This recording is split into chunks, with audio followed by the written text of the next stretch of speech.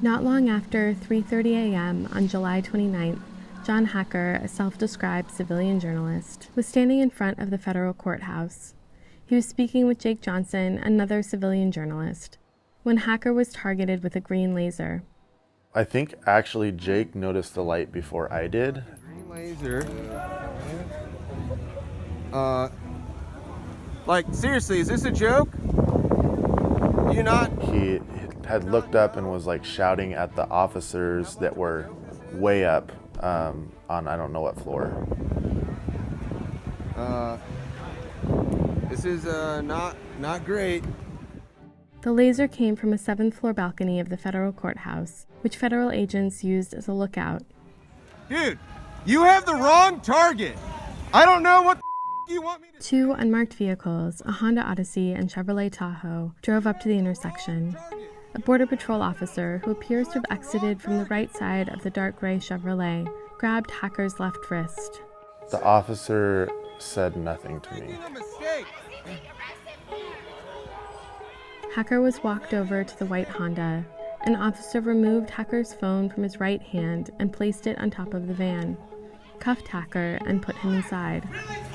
He's being detained because he's against the United States government, who is a fascist state! 4 Federal Protective Service vehicles arrived at the scene shortly after. 8 minutes after Hacker was marked with the green laser, he was driven to the other side of the courthouse, where he was searched, photographed, and jailed. They took multiple photos of me from the front with multiple phones that looked like personal cell phones. They then turned me around and put a sticker on my right, on my back, on my right shoulder, took another picture from behind. At one point, one of the officers asked another if he was the arresting officer, and he responded with, "I'm not sure, I think so." They went through my pockets, had me take off my belt and shoes, asked for name, social security number, and birth date.